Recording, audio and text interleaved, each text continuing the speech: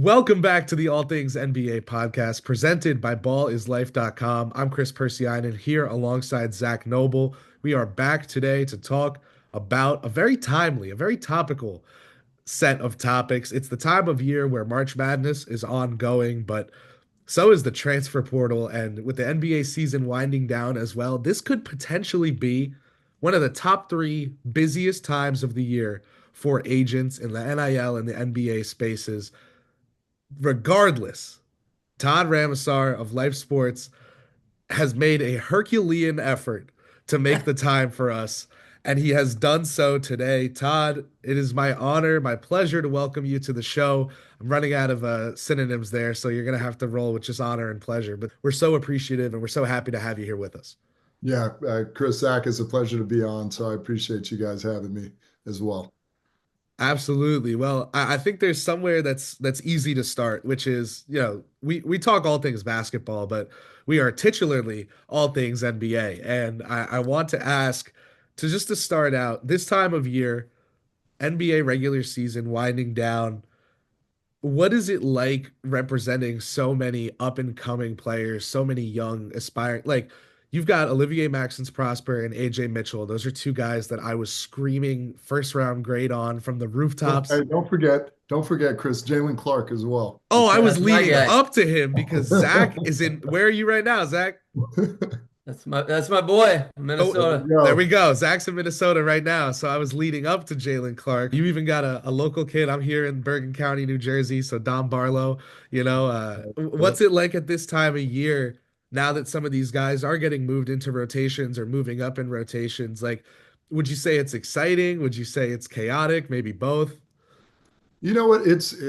I would, I always say this, even though I'm an agent, I'm a manager. So all of their production or the things that we're seeing now are a result of the groundwork that was laid either in last offseason, going into the season, or even as they were coming in to the league. So, AJ Mitchell, obviously being in his rookie year, there was just a lot of planning and development and constant conversations with Oklahoma City Thunder front office.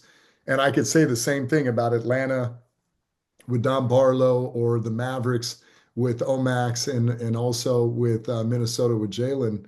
But that's how I see it. Like it's exciting to see the guys play, but they're really getting rewarded for the work and the planning that was put in place months ago, if not years ago. I love that. And I like that you acknowledge that, just because maybe the world is seeing the fruits of that labor now, it doesn't mean that that labor hasn't been happening for so long. And it's a testament, me being here covering the Knicks. I hear a lot about what Deuce McBride had to do behind closed doors before even Right. getting to touch the hardwood, and it basically comes full circle around like that. Speaking of the younger guys, you also have some vets too. I mean, we can name drop like we're at a business conference. Nemhard, Siakam, Kevon Looney, championship experience with him and Pascal. Is there group chats, or do you kind of get your vets in touch with the younger guys to give them advice? Is there a Uh, network between your clients like that? There is. I always said I wasn't building an agency, I was building my own NBA team. Love So it. So like everyone from our draft classes, even this year's draft class, to all the way up to Pascal and Kavan as veterans, like I always say, like there's a common thread that runs through all of them, even to their families, to where if I put all the guys in a room or a locker room, they would get along. So you have built-in mentorship from the vets to the younger guys. It was funny. I was talking to Jalen Clark yesterday, and he was like, Todd, I was talking to Andrew and Pascal during the game, and he's like, I can't wait to see those guys in the off season and put some work in with them. And the same, and I'll set up dinners with guys either in the season or if the guys are in LA in the off season training, we'll have a big dinner with the coaches. When I say coaches, our coaches, and just, talk about a number of different things.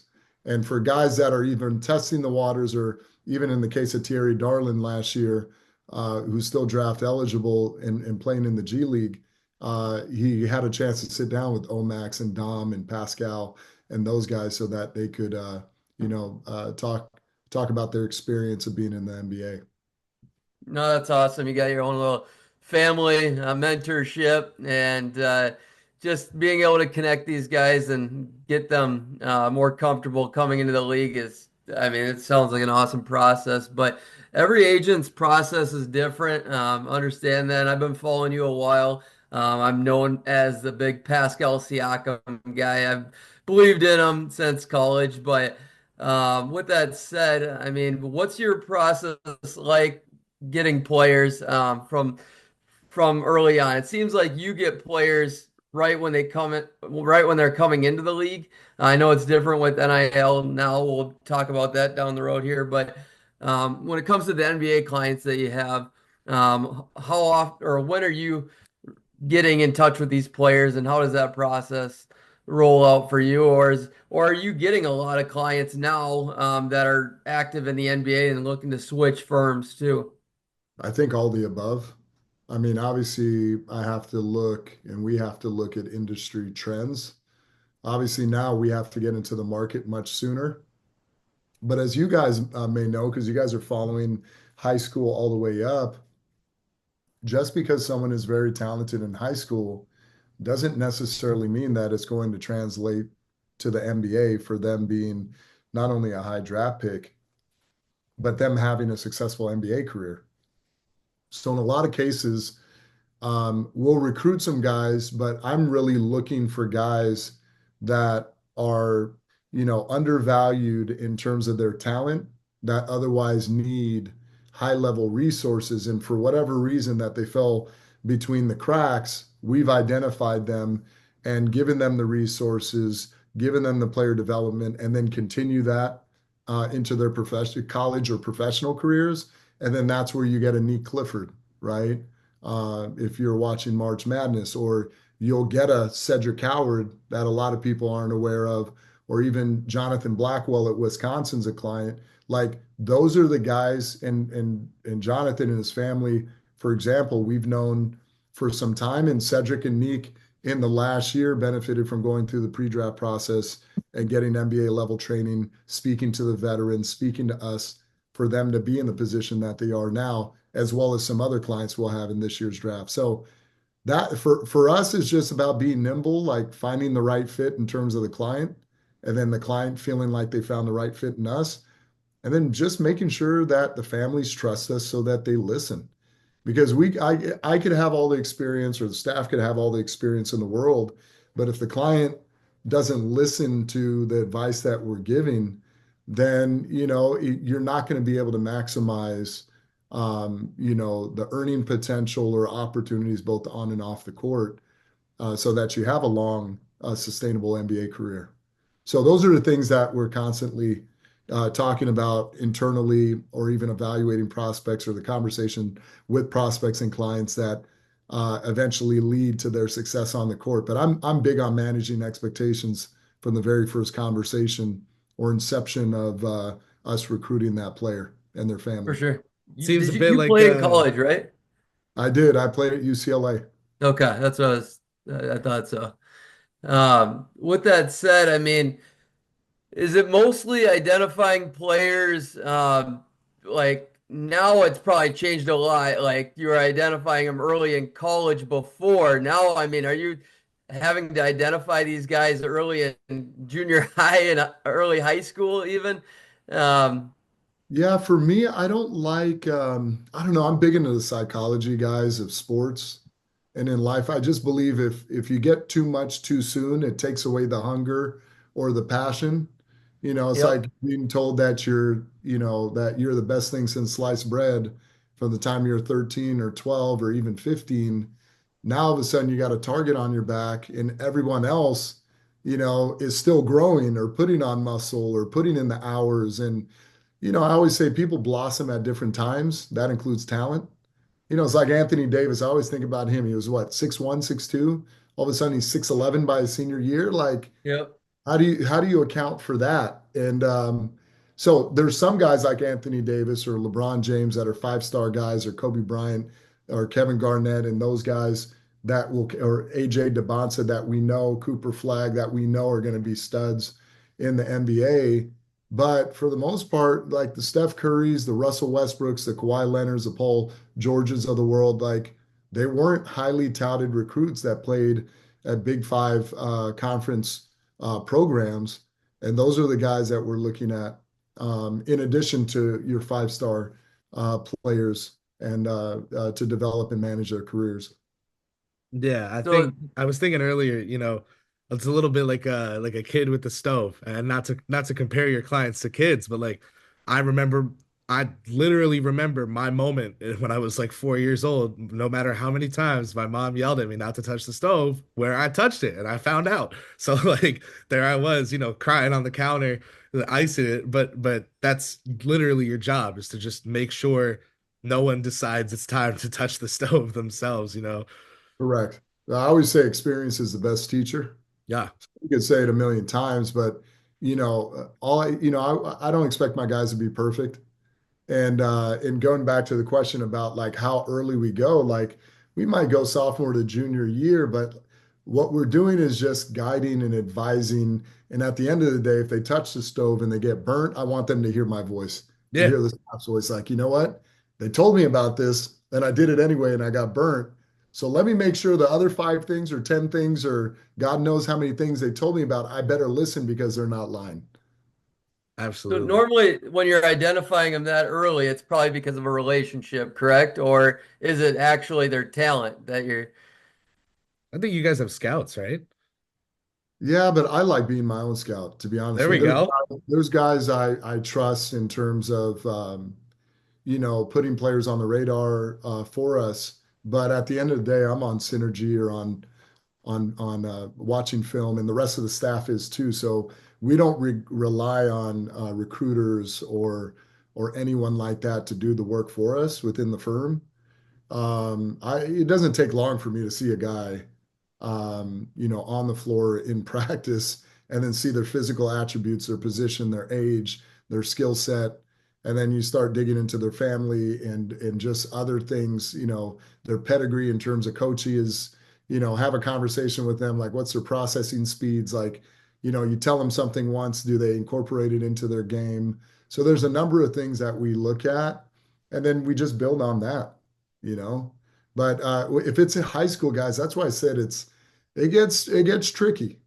To me, it gets tricky because for me, it's not just about being that five-star guy or being that lottery pick. Is like, how do you sustain that greatness over the course of a 10, 12, 15, 20-year career? So we try to establish like good habits in our guys very early on. Yeah, Yeah, absolutely. I mean, that goes for any industry, not just basketball. I mean, it's hard to just be gifted and then stay at the top versus earning every day and not taking it for granted. And I mean, Pascal Siakam's the perfect example of him, why I love the guy so much because it's him and Kawhi Leonard, Jimmy Butler for me that have had the biggest growth as a player throughout their entire careers from where they came in to where they are now, in my opinion. But NIL, you brought up a really interesting point that these players are they're just expecting way a lot, I guess you can say. But for me, it just seems like they're not having to earn it in college. I think that's the biggest challenge that a lot of people are running into where I'm all for it. I've always been all for it, free marketplace, but more so come junior, senior year. Yes, sophomore year too, but I'd love to see a law come in or a rule, legislation, whatever you want to call it here, where there's parameters around how much you can earn as a freshman coming in, no matter how good you are, what star recruit you are. I would love a system where the freshman gets paid this much and then it's unlimited after that if you actually earn it and play for performance because yeah, I think the pro of the college game now is players are sticking around longer. I truly believe that versus trying to go overseas or going to the NBA and being a late second round pick, what have you. But what's your take on having to earn what they make throughout their time in No, college. I honestly, Zach, I think I don't think the players are making too much. I think if we look at the economics of sports with media rights deals, even some of the valuations as private equity has come in to look at, to put a valuation on what a program's worth, programs are paying players based on the revenue that they feel that that player could generate for a program in any given year, right? So that's up to the talent evaluators, no different For than at sure. the NBA level. And we heard what Coach Patino recently said, which I love that he just said it outright because he's right, is the idea for college sports is winning. The more that you win, specifically in basketball, or you advance in March Madness, that's not just more visibility for your program, that's more visibility for your university.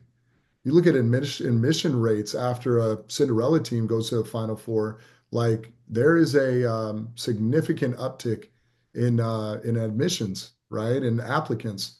So I don't think the players are getting paid too much. What I do think is, look, legislation does probably need to be tightened up a bit, not in terms of how much players are paid, but maybe trying to figure out ways that players could maybe stay at programs while still getting paid much greater, or even maybe buyouts as players maybe enter the portal that is compensated back to the school that they're leaving without truly impacting the player and their compensation. But I think it's actually great for college sports. I think we're going to see an uptick in talent like my generation growing up, where you're going to see guys stay as freshmen all the way, to 4 or 5 year seniors. And now with the junior college rules changing, yes, you're going to get older players, but with the talent uptick on the court, the development, we're seeing NBA personnel and high level coaches transition into college, like Kevin Young from the Suns into BYU, or we're seeing general managers or former general managers getting hired as general managers in sports. I mean, in college sports or college programs. I think that's only going to bring a level of sophistication that is valuable to the whole college landscape, because as the bar continues to rise, like everyone's going to rise to that, and it's going to be extremely, extremely interesting. Also, I think college is going to retain a lot of talent that otherwise players that were underclassmen or had eligibility left might have prematurely left for the draft, where otherwise they should have stayed in school. The markets that are going to That be, right there.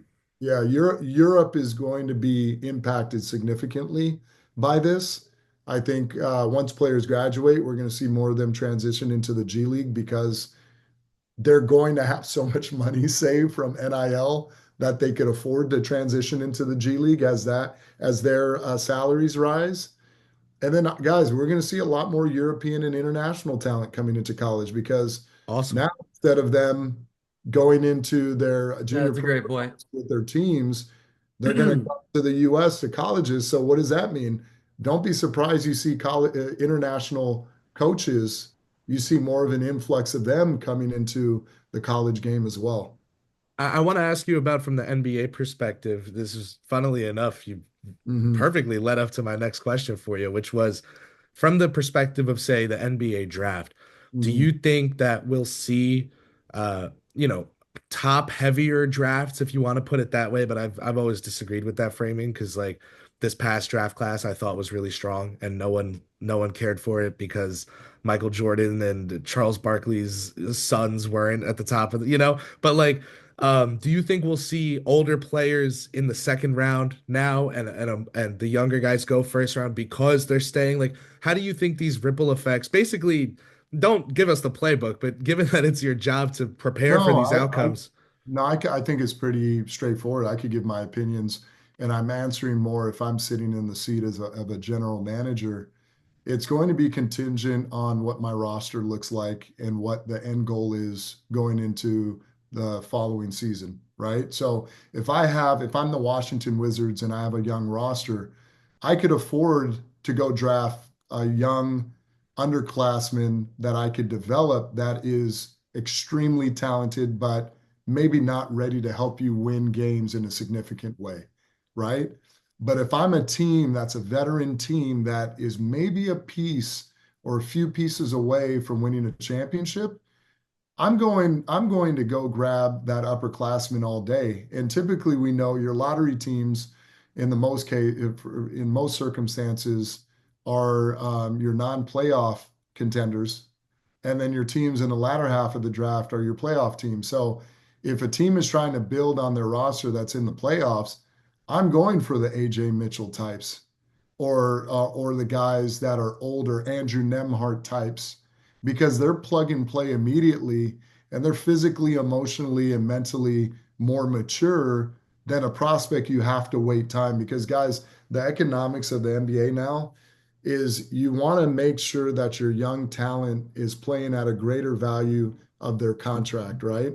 So if you're seeing the second half of the first round or even seeing what the second round presents in terms of contracts, if you pick right or evaluate the talent right, develop them that are upperclassmen, you should see a significant payoff very, very quickly, opposed to having to wait a few seasons where those players are impacting wins at a greater level or greater rate.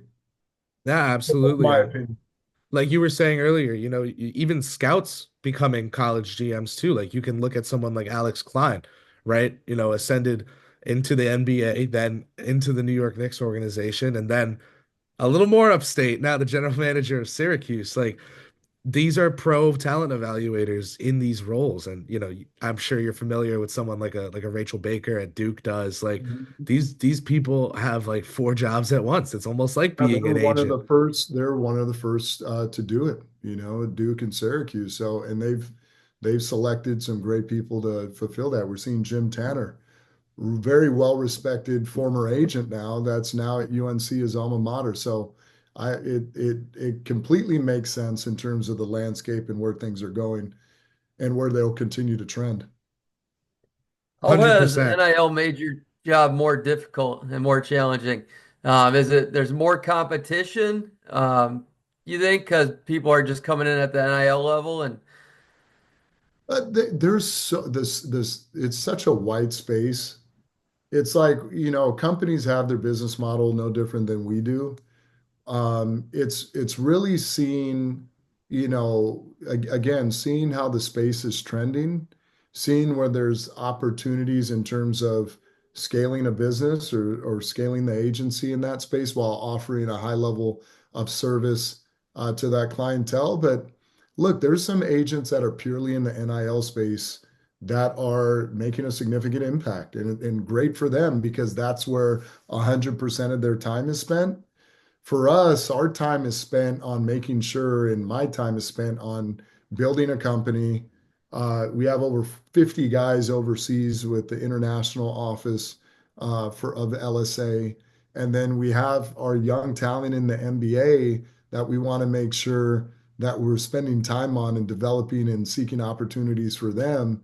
As I always tell the staff internally, we got to take care of home first before trying to cast a wide net on so many student athletes that have great opportunity in terms of NIL. And if we do it, we want to do it at a high level. So that's how I'm looking at it. It's constantly evolving. The beauty about running a company and a company of my size is you could be nimble enough to pivot very quickly and take advantage of opportunity, both for the company as well as our clients we'll be working that's with. awesome. Love it, Todd. I got one last question for you before we let you go here.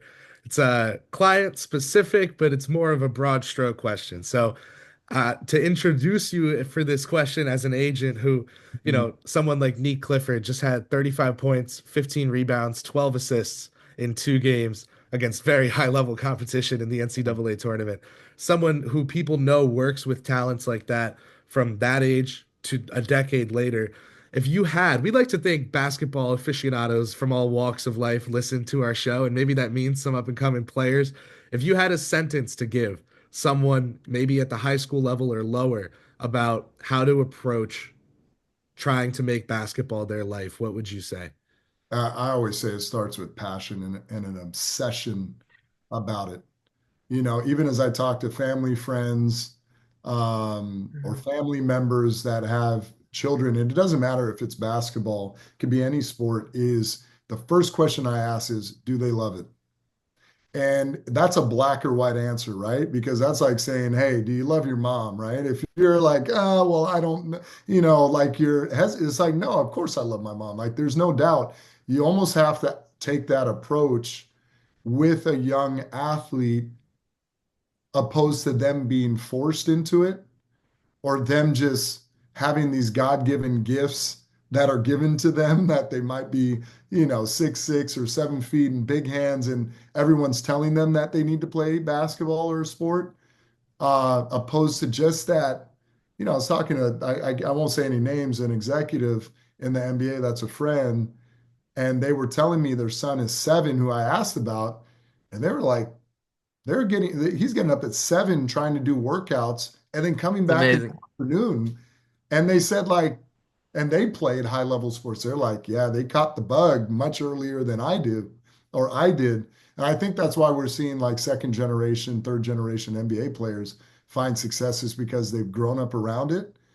But I guess to answer your question, Kris, it starts with that obsession. Like no different than what you guys are doing or what I'm doing. It's not a surprise. Like I always thought I would be an agent or in the field of law and sports and or around the game of basketball because I loved it. Like that was my passion.